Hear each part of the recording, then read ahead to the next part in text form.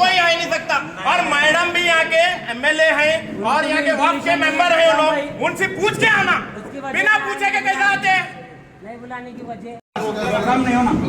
Minority का programme तो होता, जब्बार साहब आए तो जब्बार साहब का प्रोग्राम तो होता।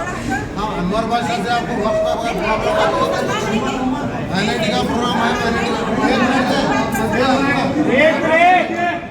जब्बार साहब माइनॉरिटी के जो डेवलपमेंट काम के लिए है, वो डेवलपमेंट के लिए ऐसा है, उन्होंने देंगे स्टेटमेंट उनका रहेगा। अगर तुम्हारे को अनवर भाषा से प्रॉब्लम है, वक्त से प्रॉब्लम है, तो मेहमान खुसूस ये बात नहीं करेंगे। अगर आप तोड़ फोड़ करेंगे तो गलत बात है।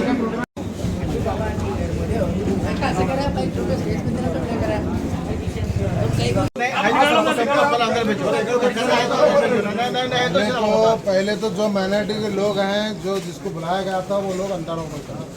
यहाँ ठहरने से मसले का हल नहीं है। चलो भाई, चलो भाई, चलो भाई, अंदर चलो, अंदर चलो। प्रोग्राम है माइनॉरिटी का।